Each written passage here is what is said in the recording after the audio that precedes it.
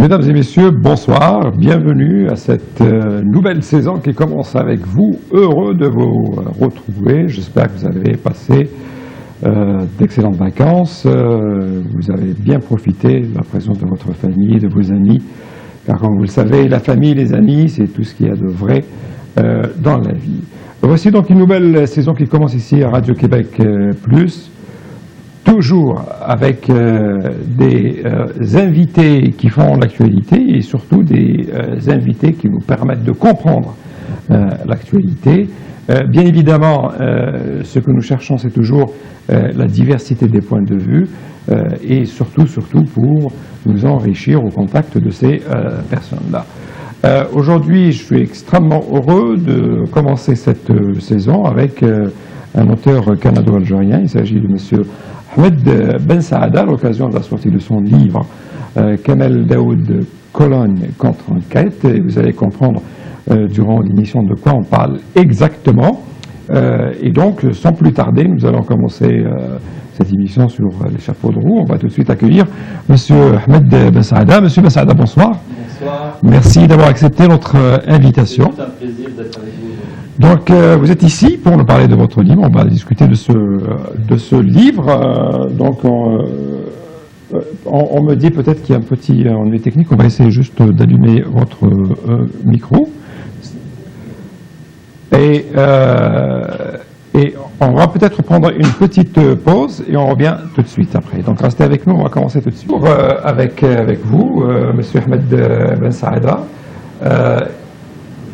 Un livre qui a créé énormément une polémique, une grosse polémique en Algérie, parce que c'est un livre qui, pour le situer un peu, qui soulève un problème qui est très délicat, un problème complexe aussi, puisqu'il implique des relations même bilatérales entre l'ancienne puissance coloniale qui est la France, sa culture, sa langue qui sont dominantes encore, et un pays indépendant qui est l'Algérie, et surtout le problème que pose une élite qui a été bien sûr formée, qui est très séduite par la culture française, par la langue française, et qui est une élite aussi importante, aussi, qui participe au développement de l'Algérie, à son avancement, à son progrès, mais qui parfois aussi, il y a des couacs, il y a aussi un peu des petites trahisons ça et là, que certains considèrent comme trahison, que d'autres considèrent comme une émancipation, comme une ouverture sur le monde, etc. Donc, en 2016, début de l'année, pour fêter la Saint-Sylvestre en Allemagne, nous avons tous été choqués par ce que nous avons lu dans les journaux, etc. Des filles, des jeunes filles, des femmes qui étaient là pour célébrer donc l'arrivée d'une nouvelle année. Ces filles-là, ces femmes-là, ont été victimes d'attouchements sexuels, de viols même, de tentatives de viol, etc. Et tout de suite, on nous a dit, sans attendre l'enquête, sans attendre un peu que la poussière retombe, tout de suite, on nous a désigné les coupables. C'était, bien évidemment, les réfugiés qui venaient d'arriver en masse à ce moment-là en Allemagne. Et rapidement aussi, comme si on avait déjà préparé les réponses, comme si on avait déjà préparé les articles, un auteur algérien qui est très connu en Algérie, Kamel Daoud, écrit un brûlot dans le journal donc, Le Monde, et qui sera publié ailleurs aussi, et dans laquelle, à ce moment-là, moi j'avais discuté avec le docteur Ahmed Ben Saada, et je lui avais dit, en lisant cet article-là, on a l'impression que la culture arabo-musulmane est une fabrique de voyous et de violeurs. Et bien évidemment, ce livre-là parle de ce dérapage, c'est-à-dire comment peut-on accuser toute une culture, un monde arabe qui compte plus de 200 millions aujourd'hui, comment peut-on accuser tout par association entre tous ces gens-là coupables juste à cause de ce qui s'est passé à Colonne ce soir-là, et qui, par la suite, il y a l'enquête policière qui va déterminer que les réfugiés n'avaient absolument rien à voir avec ce livre-là. C'était une introduction un peu, et là je retourne vers le docteur Ahmed Ben Saada. D'abord, Pourquoi vous avez senti le besoin d'écrire un livre, de faire une contre-enquête suite à l'article de Kamel Daoud? Alors, d'abord, parlons du titre. Dans le titre que j'appelle Kamel Daoud, parce que je parle un peu de l'idéologie véhiculée par les écrits de Kamel Daoud. Cologne, parce que le déclencheur de ce livre, c'était les événements de Cologne que vous venez de relater. Et contre-enquête, c'est juste pour faire un jeu de mots avec son livre Meursault contre-enquête, qui était, d'après lui, une suite au livre L'étranger de Camus. Voilà. Donc, en fait, je lis comme pas mal de gens, je lis Kamel Daoud, surtout que j'ai écrit pendant plusieurs années dans le même journal que lui, qui est le journal Le Quotidien d'Oran, qui est le journal, un journal quand même assez bien réputé, qui est le journal de ma ville d'adoption et là où j'ai vécu, qui est Oran, qui est une ville à l'ouest de l'Algérie. Donc Kamel Daoud, c'est quelqu'un que je lis depuis très longtemps. Et ce que j'avais remarqué, c'est que son discours a glissé. En fait, il y a eu une montée crescendo. Au départ, il écrivait une chronique très prisée, très lue dans le quotidien d'Oran, qui s'appelle Raina Raikum, mon opinion, c'est votre opinion. Et dans cette chronique, il critiquait les travers de la société, le gouvernement, etc. Et c'était une chronique qui est très lue. Et petit à petit, je me suis rendu compte qu'en fait, il est passé d'une critique qui était, à mon avis, objective, à une critique qui ne l'était plus. C'est-à-dire qu'il tapait sur tout ce qu'il appelle, lui, un arabo-musulman. Il ne donne jamais la définition de ce que c'est qu'un arabo-musulman. Vous avez parlé de l'arabe, mais en fait pour lui c'est arabo-musulman, c'est un peu plus compliqué. On ne sait pas trop c'est quoi, c'est un arabe mais qui est musulman, donc un arabe chrétien ça marche pas. Est-ce que l'arabo-musulman est une race à part? Mais toujours est-il que pour lui, l'arabo-musulman, c'est celui qui comporte en lui-même toutes les tares de la société. Et c'est en ce sens que moi, j'ai vécu ce processus, et en fait la cerise sur le gâteau, le paroxysme de cette médisance sur cette race qu'il appelle l'arabo-musulman, c'était Cologne.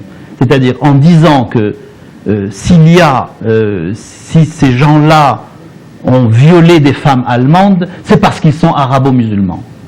Et cette marque du pluriel, de dire qu'il y a des actes qui ont été faits contre des femmes un certain soir de la Saint-Sylvestre et qu'on attribue ça sans faire d'enquête, sans rien du tout, et de dire c'est la faute aux réfugiés syriens, j'ai trouvé ça absolument abominable. Et à ce moment-là, je me suis dit, il faut écrire quelque chose.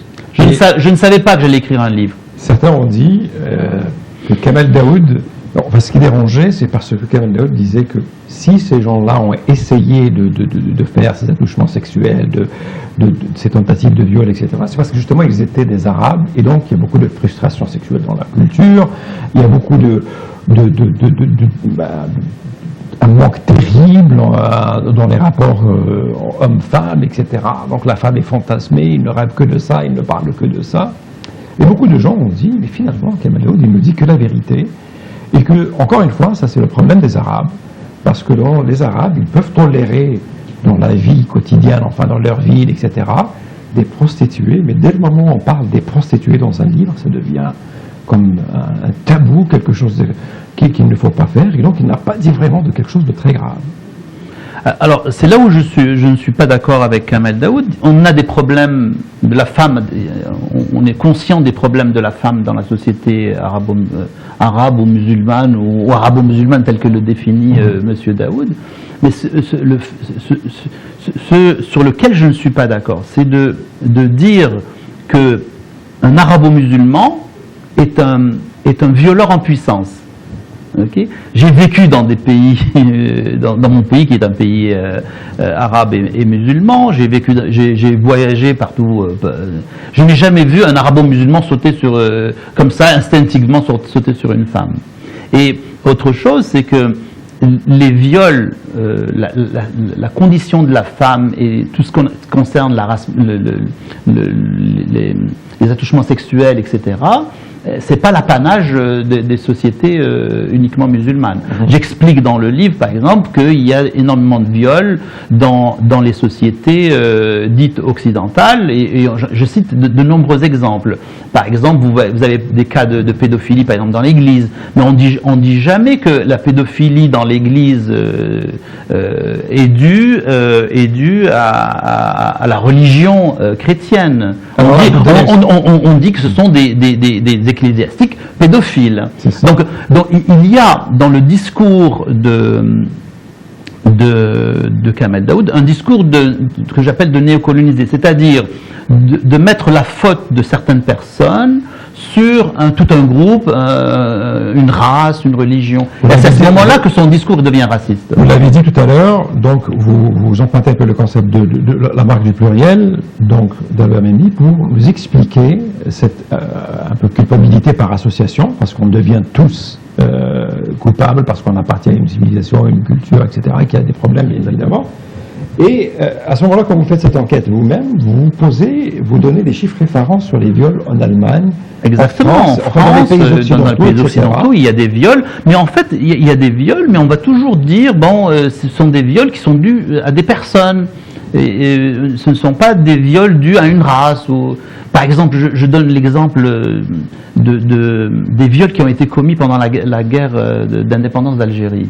Les militaires français ont commis énormément de viols, de sorte que, en fait, les femmes, quand les militaires arrivaient dans des villages, les femmes se salissaient. Il y en a même qui mettaient des excréments sur leur corps pour pas être touchés par des militaires. Mais on n'a jamais dit que l'armée française était une armée de violeurs. On n'a jamais dit ça. On a dit il y a eu des cas des exactions, des cas de viol, etc. Puis on a essayé en fait, ce qui me dérange dans le discours de Kamel Daoud, c'est cette marque du pluriel. C'est de toujours passer d'un événement singulier, peut-être vrai, à la limite il peut être vrai, bien qu'on sait maintenant que dans les événements de Cologne, il y avait je pense deux ou trois réfugiés qui ont été arrêtés dans cette histoire-là, dans les dizaines qui ont été appréhendés. Mais ce qui dérange, c'est que même dans le cas où c'est vrai, on ne peut pas associer une race, une religion à un événement comme ça. Par exemple, il y a dans les événements culturels en Europe, quand il y a des concerts, etc., il y a énormément de viols. Et ça a été reporté dans la presse. Mais qu'est-ce qu'on dit? On ne dit pas, les jeunes anglais ou les jeunes allemands pendant la fête de la bière, par exemple, ce sont des violeurs. Non, on dit le cocktail femmes, alcool, musique, etc. donne des viols. Donc on cherche une cause à on cherche une cause réelle, en fait, c'est l'alcool et la fête, l'alcool plus justement l'âge mental de la foule.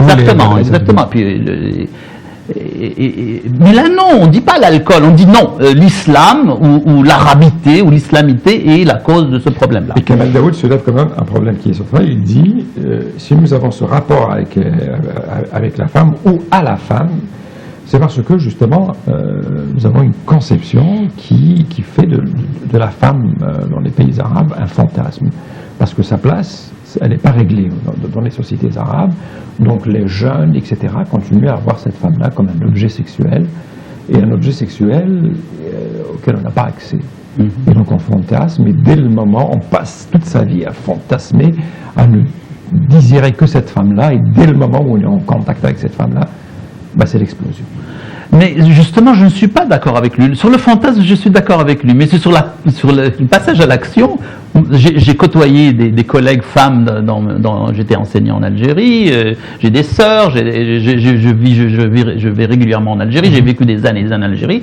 Il y a une fille qui passe et qui nous plaît. Bon, on ne le saute pas dessus. C'est pas vrai. C'est faux ce qu'on dit. C'est-à-dire que je ne dis pas que les femmes ne sont pas violées en Algérie ou dans les pays musulmans. Je dis que ça ne se passe pas plus. C'est pas plus différent qu'un autre pays, en fait. C'est l'éducation. C'est pas la spécialité de la C'est pas une spécificité musulmane ou arabe. Il y a des viols dans tous les pays du monde et c'est une question d'éducation. On devrait éduquer l'arabe, le musulman, le chrétien, l'hindouiste, etc. Il y a beaucoup de cas d'ailleurs de viols. On en entend beaucoup parler. En Inde, par exemple. On n'a jamais dit que les hindous étaient des violeurs. On a dit non, que la culture hindoue est une culture de viol. Mais là, à partir, quand vous établissez ces faits, c'est-à-dire que la colonne, c'était finalement la beuverie, l'alcool, enfin la foule, la fête, parce que comme on le disait... En fait, on s'est rendu compte que c'était la majorité des cas étaient des cas de vol et non pas de viol. Ils ont juste ajouté le i. Bien sûr, oui, des cas de vol. La police a ramené beaucoup de précisions par la suite et finalement l'enquête a démontré qu'il ne s'agissait pas d'un viol collectif. Exactement. Voilà un problème, une foule en fait, etc. Et à partir de là, vous commencez à développer une thèse qui nous parle un peu du néocolonialisme culturel et vous parlez du colonisé. Et là, vous dites, ces élites-là, comme Kamal Daoud, en fait, n'est qu'une image. Il y a d'autres gens que vous allez amener là. Vous allez parler d'un état de choses qui est bien présent aujourd'hui, selon vous, en Algérie, enfin, c'est celui justement du néocolonialisme avec, enfin, si vous me permettez l'expression, avec cette 5e colonne de ces gens-là qui sont présents en Algérie, qui sont des intellectuels algériens, d'expression française ou autres, et qui essayent maintenant de reproduire le discours justement de l'ancienne puissance coloniale. Exactement. Et deviennent eux-mêmes un peu comme... Oui. Donc Kamal de Troyes, il devient Kamal de Troyes. En fait, beaucoup de gens ont essayé de dire, après les deux fameux articles de Kamal Daoud, celui du New York Times que vous avez cité, mais aussi un article du Monde, donc les deux articles qui sont à peu près équivalents, ils ont essayé de dire il s'est trompé. Mais moi j'ai dit non. Kamal Daoud ne s'est pas trompé. Il s'est égaré, vous voulez dire. Ou s'est égaré, ou quelque chose. Ils ont essayé de dire, ok, il est allé trop vite, etc. Moi j'ai dit non. J'ai dit, l'analyse de ses écrits montre qu'il a toujours eu une conception négative de ce qu'il appelle l'arabo-musulman. Et dans plusieurs dossiers, dans plusieurs événements qu'il a décrits, on retrouve cette caractéristique de l'arabo-musulman qui est négative, qui est sale, qui est le représentant de l'inverse de la culture, en fait. En fait, chez Kamal Daoud, il y a la Méditerranée. Au nord de la Méditerranée, il y a la lumière, et au sud de la Méditerranée, il y a l'obscurité. Et cette dichotomie, cette différence, c'est ça que je remets en cause, en fait. Vous lui reprochez un peu plus que ça. Au fait, vous lui reprochez le fait justement de diviser cette Méditerranée du nord et du sud. Oui. Donc, lumière, progrès, science, etc. Et au sud, ce n'est pas l'obscurité, c'est l'obscurantisme. Exactement. Et ça, c'est... Non, je voulais faire un jeu de mots par obscurité et lumière. Mais c'est obscurité, veut dire obscurantisme, toutes les tares sociales, en fait. On n'est pas dans la modernité. En fait, il était même allé, mais il n'est pas le seul, mais lui, je lui en veux parce que il est issu de cette société-là, même à traiter ces gens-là d'animaux. Ce ne sont pas des êtres humains, en fait. Et si on regarde ce que dit Memmi sur la relation entre le colon et le colonisé, il y avait ça. C'est-à-dire que, en fait, il y a une joute entre le colonisateur et le colonisé. Ils vivent ensemble. Le colonisateur imprègne certains types de valeurs au colonisé. Et il lui fait croire, en fait, qu'il n'a pas d'histoire, il n'a pas de culture, et le colonisé, en retour, va voir le colonisateur comme un blanc, comme un genre de dieu, de demi-dieu qui détient le savoir, et qui détient la culture, la beauté. Même sa langue est belle, même la langue. D'ailleurs, Kamal Daoud dit que la langue arabe, c'est une langue morte. et que la langue du colonisateur, qui est le français, c'est la langue de la libération. Alors, ça va beaucoup plus que l'histoire de Cologne, en fait. Le processus de mimétisation dont je parle dans le livre, c'est ça. C'est-à-dire que le néocolonisé va essayer de ressembler au colonisateur en s'effaçant complètement, en faisant abstraction de toutes les valeurs. C'est-à-dire que, en fait, quelqu'un qui vient du sud de la Méditerranée est quelqu'un qui n'a ni culture, ni langue, il n'a rien. Et il va avoir un processus d'essayer un processus de mimétisme, que j'appelle la mimétisation, du blanc, de celui qui est... Et jusqu'à épouser ses idées, et jusqu'à faire le travail du colonisateur. C'est-à-dire qu'il devient lui-même un inquisiteur de sa propre race, de sa propre communauté. Kamel Daoud, avec ces 2 articles de Cologne, il est arrivé à ce niveau-là. Et en fait, vous parlez de Kamel Daoud, mais vous citez également... Exactement. En fait, je voudrais mettre, parce que Kamel Daoud en personne m'a reproché de parler de lui, mais en fait, j'aurais pu écrire ce livre sur Boualem Sansal et sur peut-être Jamila Belhabib ou d'autres, parce que c'est une marque de commerce, en fait. Ce sont des personnes qui se dépouillent de leur culture, qui ne trouvent rien d'intéressant dans leur culture, mais tout ce qui est intéressant, c'est dans la culture de l'autre. Et ce livre-là aurait pu être écrit sur Boualem Sansal. Je l'explique dans le livre. Quand vous parlez de la langue arabe, Kamel Daoud, il tient à préciser sa pensée, il dit, en fait, mon rapport avec la langue arabe devient problématique parce que cette langue-là, elle est trop contaminée avec des concepts religieux. Et moi, je ne veux rien savoir de la religion. Je veux une langue qui est affranchie un peu de la religion. Exactement. Donc en fait, il dit que l'arabe, c'est une langue, avant de dire ça, c'est une langue du colonisateur. Oui, parce que ce sont des Arabes qui ont... En fait, l'histoire veut que l'Algérie et le Maghreb étaient habités par des Berbères. Les Arabes sont venus dans les premières années quand l'islam a prospéré. Et donc, la région a été arabisée. Et donc, à partir de là, il dit l'arabe est la langue de l'islam, donc elle a été contaminée, c'est une langue qui est contaminée. Mais il dit aussi que c'est une langue du colonisateur, c'est une langue morte qui ne produit rien, et en plus elle a été contaminée par l'islam. Alors, pour Kamel Daoud, ces 2 chevaux de bataille, ce sont l'arabité et l'islamité. Ce sont 2 choses qui combattent tout le temps, en fait. Même dans l'affaire quand il a écrit son article lors des bombardements de Gaza, il a dit, en 2014, l'été 2014, il y a eu un bombardement, il y a eu 2000 morts, 500 enfants qui sont morts, etc. Pendant les bombardements, Kamel Daoud a écrit un article et il a dit, je ne suis pas solidaire avec les Palestiniens. Un peu pour se révolter contre la culture ambiante. Non, mais parce qu'il disait que finalement, la solidarité, c'est une solidarité arabo-musulmane. Même dans ça, il trouve à redire. Alors que la solidarité avec le peuple palestinien, c'est une solidarité humaniste. Il dit un peu plus ça n'a rien à voir avec l'islam et avec l'arabité. Je ne fais pas partie du troupeau, je ne vais pas réagir avec vous comme ça, parce que quelqu'un... Mais comment Kamel Daoud peut-il m'expliquer que des juifs sont antisionistes? Comment peut-il m'expliquer que des latino-américains sont antisionistes? Ça n'a rien à voir avec la religion. Il peut lui aussi dire que je suis un antisioniste. Mais là, je ne suis pas... Non.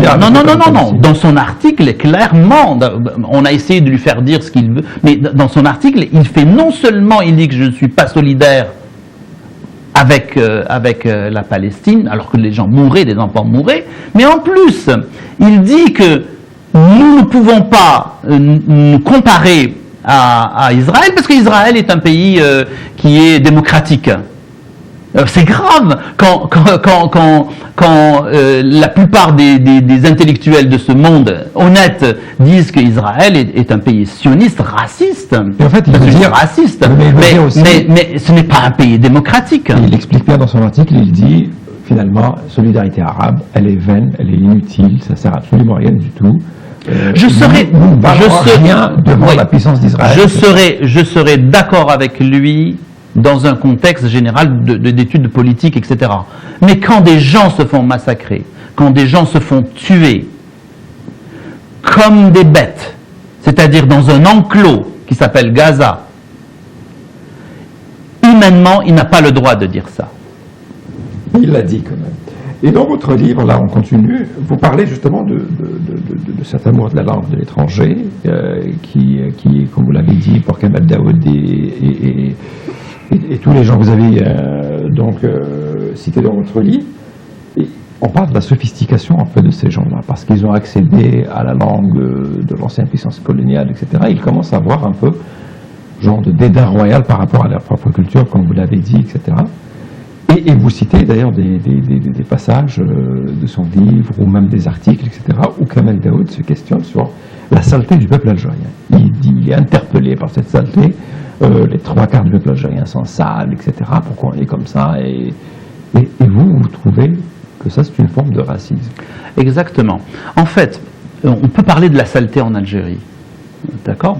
Moi aussi, je reconnais que dans certaines parties de l'Algérie ou certains quartiers, c'est ça.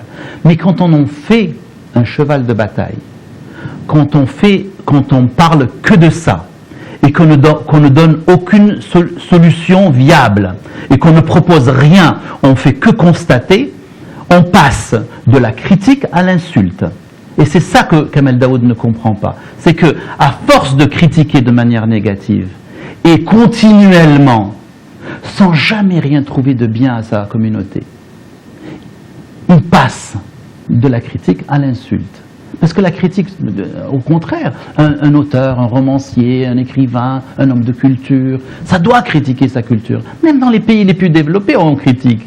Dans les pays les plus développés du monde, on passe non pas à critiquer. Il y a des choses à critiquer, il y a toujours des choses à critiquer par rapport au comportement de la société, par rapport aux politiques, etc. Et c'est sain. Mais quand on ne fait que ça, et qu'on ne trouve que des tares à notre société, c'est qu'on a un problème. Soit on a ce qu'appelle Albert Memmi la haine de soi et l'amour de l'autre, l'amour du colonisé, etc. Soit qu'on suit un agenda qui est de dénigrement de la société, en fait. Parce que, à quoi assistons-nous actuellement ? On assiste à un dénigrement complet de la religion musulmane, par exemple. On associe les musulmans à des daïchiens, à des gens qui se font exploser, alors que ces gens-là sont une minorité dans le monde musulman. Et là, on revient aussi au discours, à la marque du pluriel dont on parlait tout à l'heure. Un musulman est un daïchien en puissance. Vous comprenez ce que je veux dire? C'est ce que Daoud disait avant, un arabo-musulman, c'était quelqu'un qui est un violeur en puissance.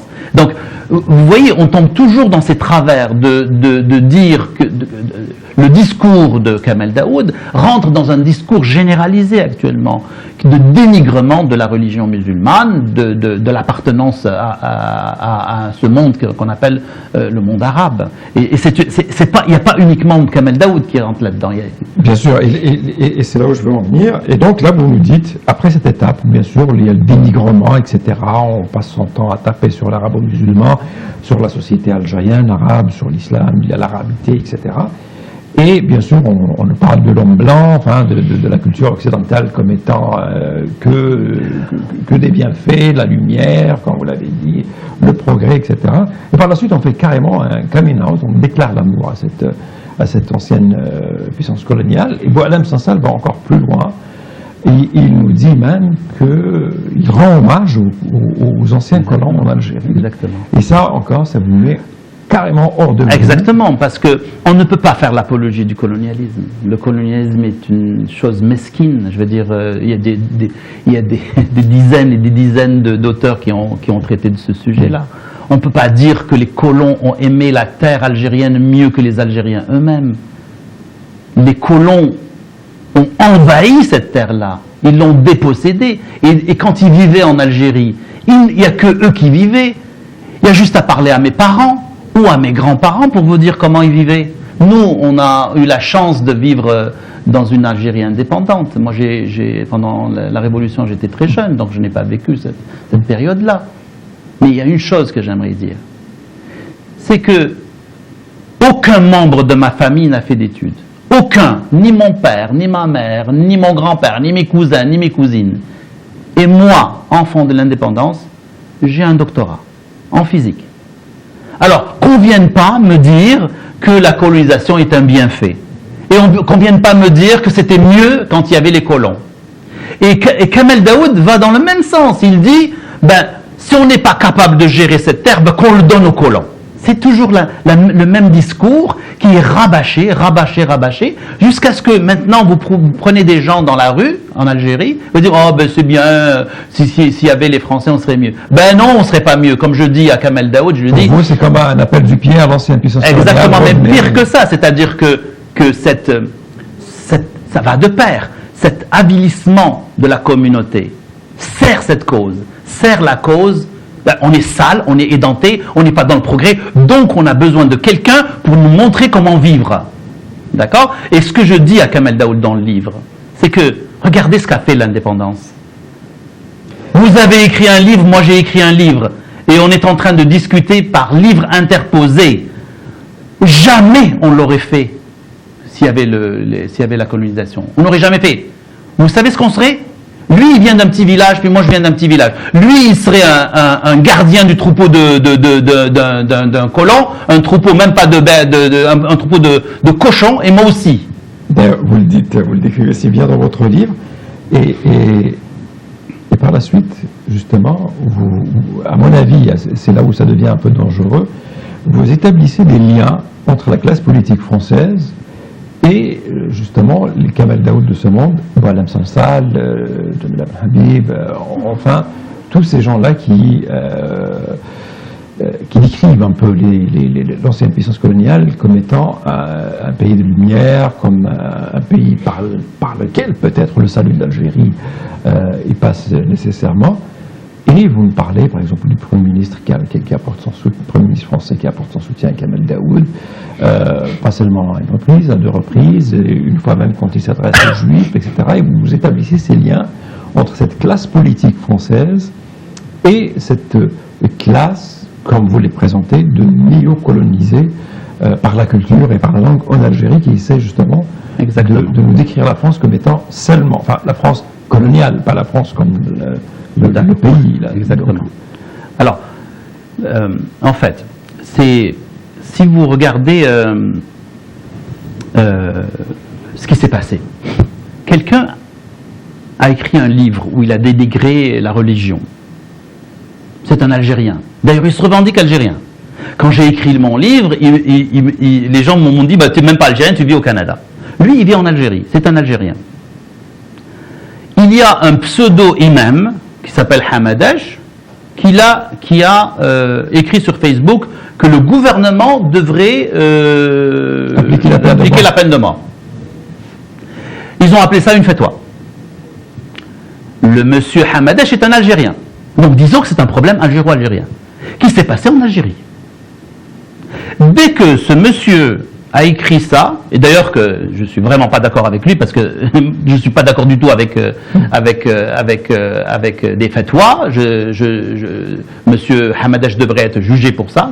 On est parfaitement d'accord. Mais qu'est-ce qui s'est passé? Il a été jugé, donc on pourra en parler plus tard, mais juste pour pas perdre le fil des idées. Qu'est-ce qui s'est passé? Vous avez une pétition qui se fait en France, pas en Algérie, en France, qui est signée par qui? Qui est signée par 5 ou 6 ministres français. Et toute la classe de ce que j'appelle moi le lobbysionniste français, c'est-à-dire Bernard-Henri Lévy, Fickelkraut, Bruckner, Enthoven, Onfray, tous y sont passés. C'est un problème algéro. Plus que ça, quand Kamel Daoud a été malmené par un groupe de sociologues après ses articles d'intellectuels européens, c'est Manuel Valls lui-même qui est allé le défendre. Je dis, mais imaginez-vous, supposez qu'il y a un problème avec un intellectuel, on va dire un romancier français, et qu'un autre Français lui dise quelque chose. Vous imaginez, vous, le Premier ministre algérien, lui dire quelque chose? C'est pas normal. Ou prendre la défense, je veux dire, c'est pas normal. Manuel Valls, avec tous les problèmes qu'il a, la Syrie, le Mali, la loi El-Khomri, les problèmes d'école. C'est un pays, c'est plusieurs dizaines de millions de personnes, la France. Il s'occupe personnellement du cas de Kamel Daoud, qui n'est même pas un citoyen français. Il y a des questions à se poser quand même. Et en plus, il écrit sur sa propre page Facebook un texte d'une très grande longueur. Et il récidive face au CRIF.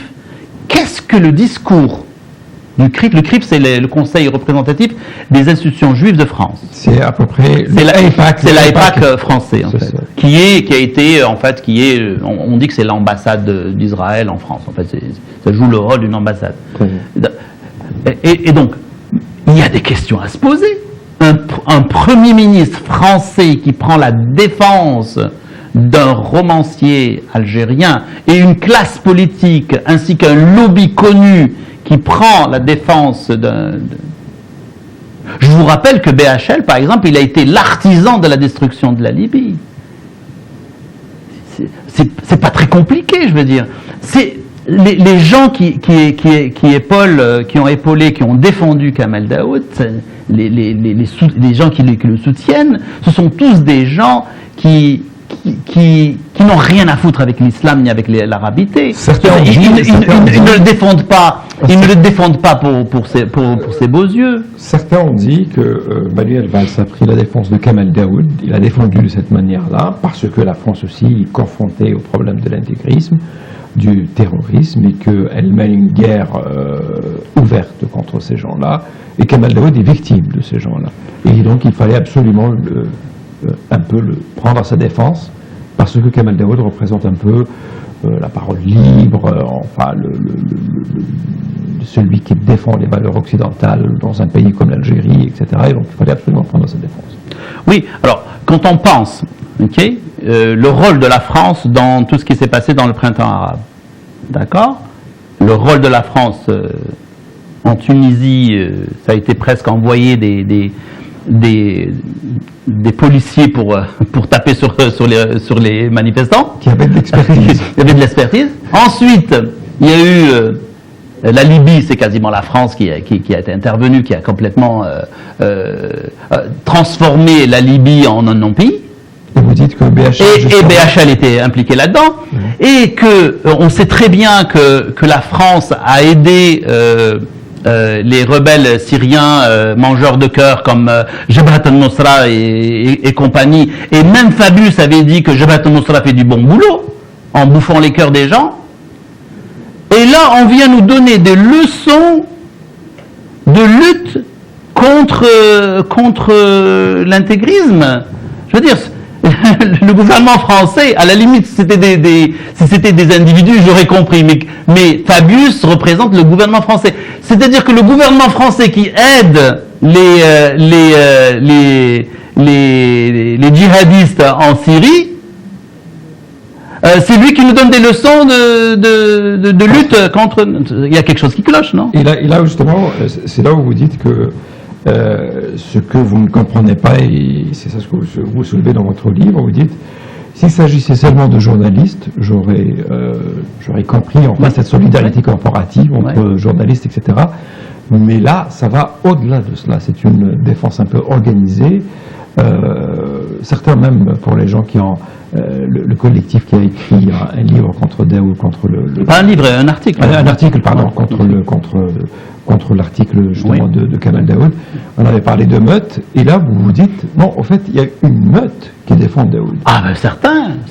Il y a, à chaque fois, en fait, que des gens comme Kamel Daoud, parce que Kamel Daoud, j'ai dit ça, c'est un brand name, c'est une nom de marque, est légèrement déstabilisé dans son raisonnement, légèrement comme ça, il dirait, ton raisonnement marche pas. Il y a des gens qui viennent, et même à ça, c'est-à-dire que ils ont inventé un mot pour dire ça, la fatwa laïque.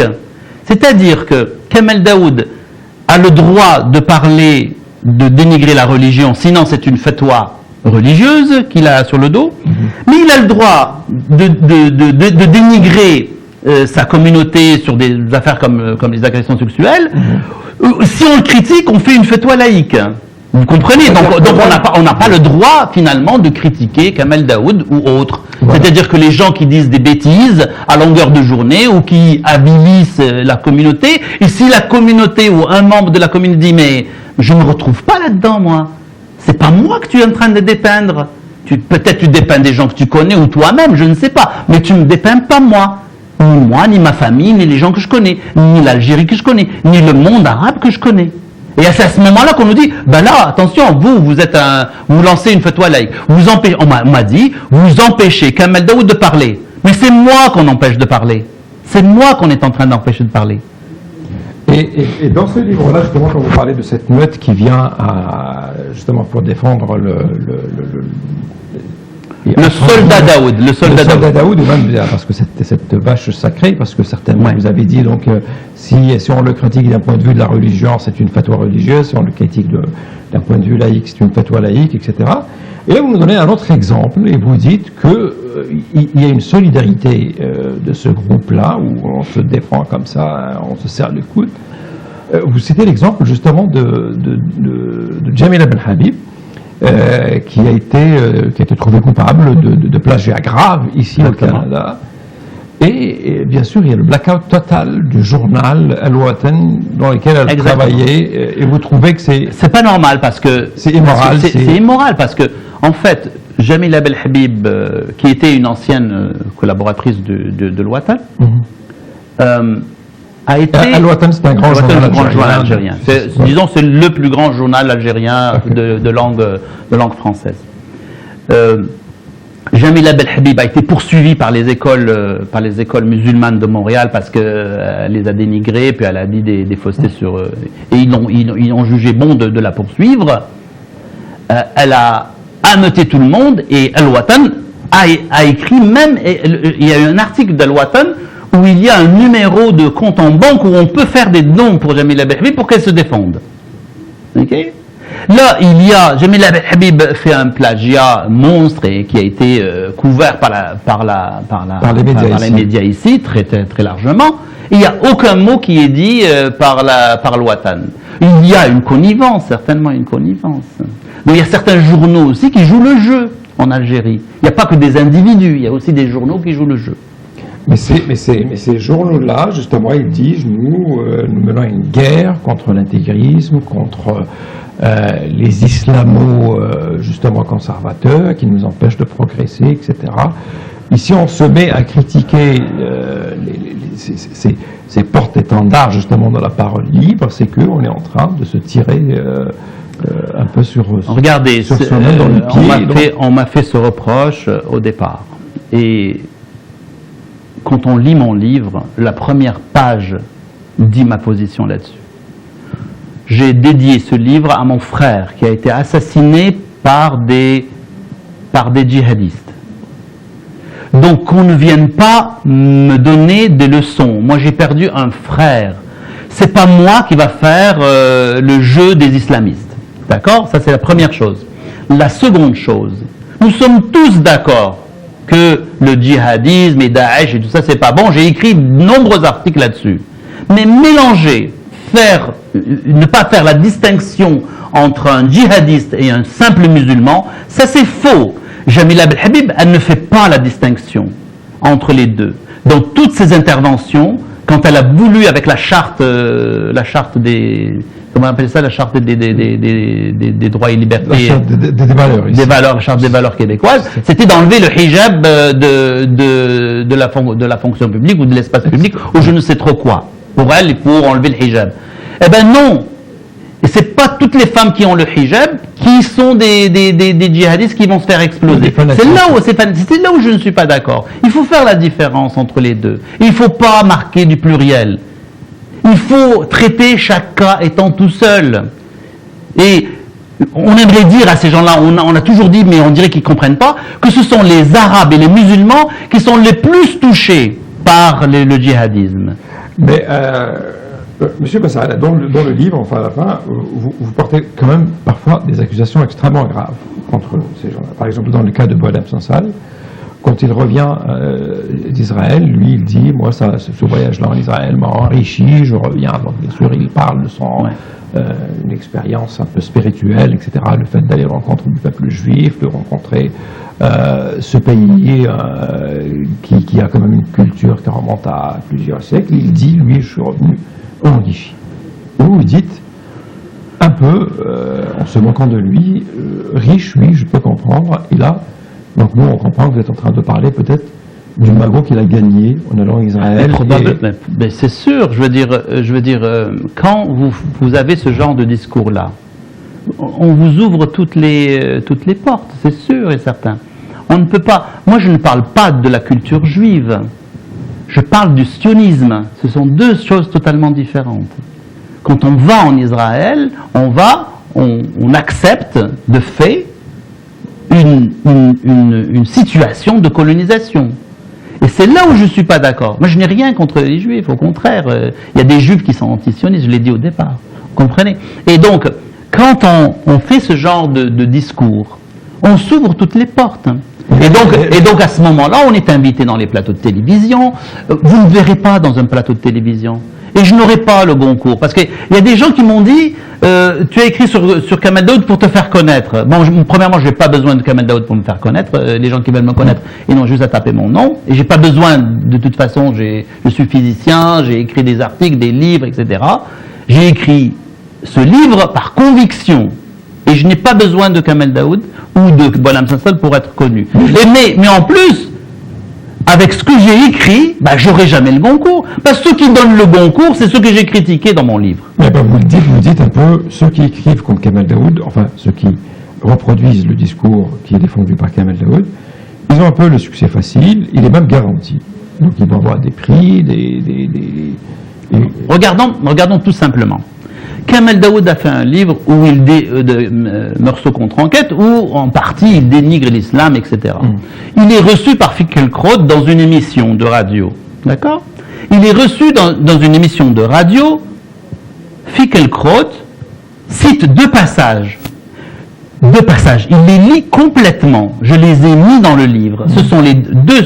Ça existe. J'ai mis le lien hypertexte dans mon livre. Vous pouvez aller l'écouter. Les deux seuls liens où il dénigre l'islam. Où vraiment il dénigre de manière. Justement, où Kamel Daoud décrit exactement. Les gens qui vont le vendredi. Les fidèles qui exactement. Où ils sont sales et dentés, etc. Il les lit. Il lit pas autre chose. Il lit ces deux passages-là. C'est voulu quand même. Il y a quelque chose. Et puis être reçu comme ça dans toutes les sphères, je veux dire intellectuelles, etc., qui font la pluie et le beau temps en France. C'est pas ouvert à tout le monde, je veux dire. On a des auteurs de grand talent. Je ne veux pas porter un jugement sur la valeur littéraire de l'œuvre de Kamel Daoud. C'est sur son parlant du propos. Maintenant, prenons Boualem Sansal. Kamel Daoud a failli avoir le Goncourt. Boualem Sansal, qu'est-ce qu'il a écrit? Il a écrit 2084. C'est quoi? C'est un brûlot contre l'islam. Je veux dire, les deux, comme par hasard, les deux écrivent des livres qui sont des brûlots contre l'islam et qui sont portés au nu par ces gens-là. C'est quand même assez bizarre, je trouve. Alors, ce qui me fait dire, moi, c'est que, en fait, c'est pas le talent littéraire qui compte dans ces affaires-là. C'est le propos. C'est qu'est-ce que tu vas dire dans ton livre qui est important. C'est pas uniquement le talent littéraire, le talent en fait, créatif. C'est là où je dis que certains vous reprochent un peu que vous avez l'accusation facile, parce qu'ils disent ces gens-là sont récompensés pour leur courage, parce qu'ils osent affronter des sociétés obscurantistes, ils osent affronter des sociétés un peu fermées, où la liberté d'expression est carrément inexistante, et eux, ils osent dire les choses que personne n'a osé dire avant eux, et c'est pour ça qu'ils ont le mérite un peu d'être encouragés, d'être soutenus, d'être défendus. Je suis d'accord, mais il n'y a pas de problème avec ça. Je veux dire, quand Kamel Daoud décrivait les tares de la société, je suis parfaitement d'accord avec lui. C'est, je dis, quand on passe d'une position de critique à une position d'insulte, c'est là où ça, quand on dit qu'il n'y a rien de bon dans l'islam, quand on dit que l'Algérie n'est pas aimée par ses enfants, donc il faut ramener des colons, là on a dépassé les bornes, je veux dire, c'est plus du courage en fait, c'est pas le courage dont vous parlez, c'est carrément faire l'apologie de quelque chose qui est complètement, qui a été nié, qui est nul et non avenu. Je veux dire, si lui veut avoir les colons, ben qu'il les invite chez lui. Je veux dire, la majorité du peuple algérien n'a pas rien à foutre des colons. Et là, quand votre livre sort, donc vous êtes en Algérie, vous essayez de le présenter, vous faites des conférences de presse, etc. Bien évidemment, vous sentez cette hostilité de certains milieux, et la réplique ne va pas tarder à venir. Et il y a même un autre chroniqueur bien connu en Algérie, Chokri Ammari, qui écrit dans le journal L'Automne, qui va essayer d'imiter un peu votre livre. Lui aussi, il fait un livre qu'il va publier, peut-être, il va distribuer gratuitement à ses amis, sur Internet. Enfin, et sur Internet, etc. Dans lequel il essaie un peu de vous dire que il insinue même comme si vous étiez un apparatchik, vous essayez de défendre un peu le discours officiel, etc. Vous êtes un peu gêné par le discours d'opposition ou d'opposant de Kamel Daoud, enfin opposant au système, opposant à la culture, etc. Et on vous reproche même votre géographie. Vous n'êtes pas en Algérie, vous êtes au Canada. C'est ça. En fait, Chokri Ammari, dans un style qui lui est propre, plus ou moins drôle, mais bon, ça peut pas rire beaucoup de monde, insinue justement que j'ai été payé par le gouvernement pour critiquer, je caricature un peu, il n'a pas dit ça exactement, oui. Mais il insinue des choses comme ça, alors que tout le monde sait que moi je vis au Canada, que j'ai jamais milité dans un parti, qu'il n'y a pas longtemps, il y a quelques mois, j'ai fait une pétition internationale contre l'article 51 de la Constitution. Il n'y a pas très longtemps, c'est moi qui l'ai mené, c'est moi qui l'ai parti. Donc, un opposant qui s'oppose aux décisions du gouvernement, on n'a pas encore vu. Okay. Et puis, en plus, il me reproche d'être plus proche des Inuits, en fait, que des Algériens, comme si la distance géographique était importante dans l'amour du pays.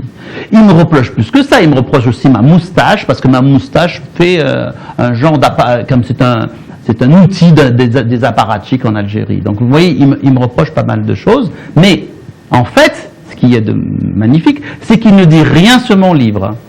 Donc, comme il n'a aucun argument sur le contenu du livre, il brode autour de celui qui a écrit le livre, en lui cherchant des histoires, sans pour autant donner aucune référence. Parce qu'il n'y a aucune référence à donner. J'ai écrit ce livre parce que j'ai été touché dans mon amour-propre.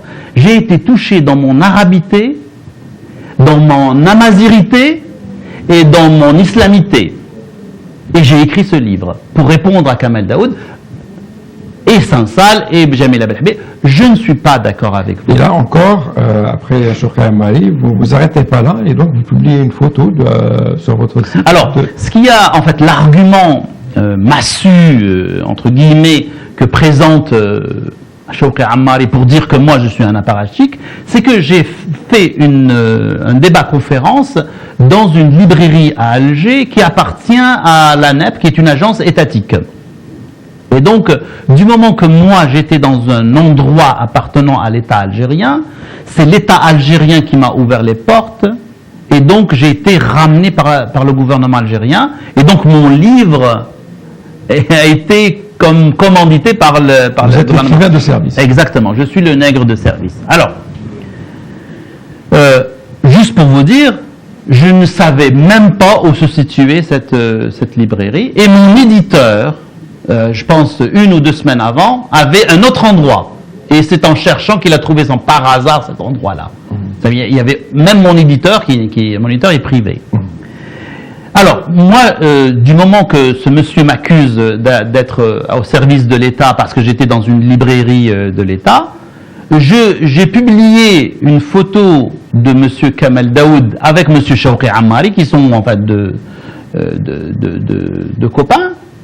Il n'y a pas longtemps, en septembre 2015, dans un cercle culturel français en présence de l'ambassadeur de France. Et j'ai cité, en fait, cité un journal qui disait M. Kamel Daoud et M.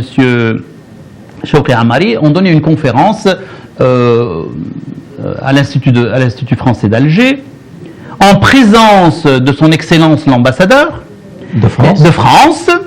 Et en l'absence marquée de la presse algérienne.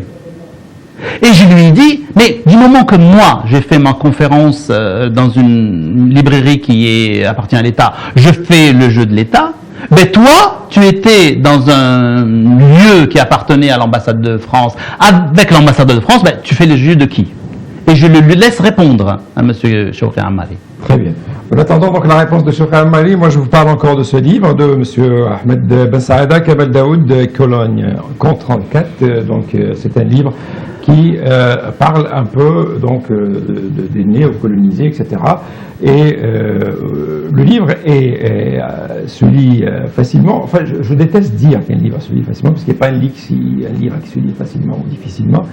Mais c'est un livre qu'on peut lire d'un seul trait, parce que on sent que M. Massadal a écrit un peu avec ses tripes, il y a beaucoup d'émotions là-dedans, mais c'est très argumenté, donc il y a plein de citations aussi d'El-Bernimi et d'autres auteurs.